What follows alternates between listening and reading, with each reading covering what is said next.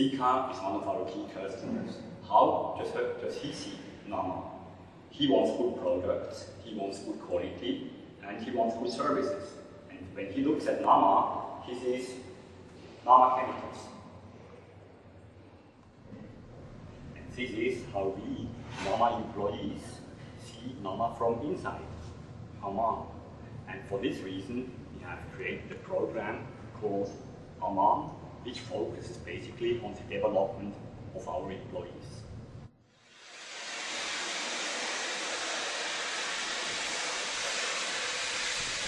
This now is the equipment and the processes we use to make those products for our customers.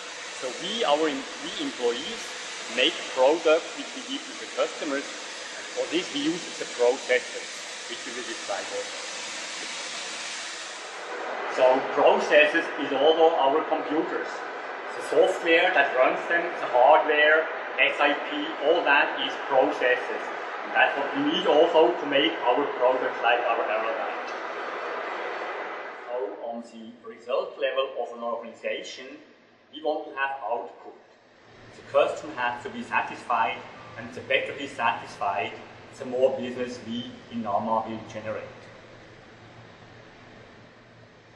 To make products, we need equipment and we need processes. This is addressed on the process optimization level. We have ISO, we have EHS, we have SOPs, all that is part of the processes where we are working on to deliver the product. And the processes work run by us, which means we make process run, and that is based a lot on our actions, our communication. Our communication depends to a good part of our interpersonal skills. How can we improve interpersonal skills is addressed in the program that Nama has created, Nama. So Nama wants to become a learning organization. A learning organization is an organization in which the employees are consistently trying, working to improve processes. Processes are improved, the results will also improve. So we address these improvements, skills improvements in Aman, and part of Aman is the LET, Leadership Effectiveness Training. In this one we have what we call the behavior window, and the behavior window basically addresses when another has a problem, and it also shows when there is a no problem area, or when I have a problem, or when we both have a problem. And how you can see on the other side, if somebody has a problem, he signals certain needs. And when we use our skills in active listening, we can help him to overcome these problems. Or, if I have a problem, a behavior of the other which interferes with my need, then I will be able to address that problem by myself, by giving him an iMessage. And with that, we can work out our problem. It can also be that we have both a problem, a conflict, and we also learn how do we deal with that. On the Aman level of our organization, to improve our interpersonal skills, we need to understand values, beliefs, and sensibilities.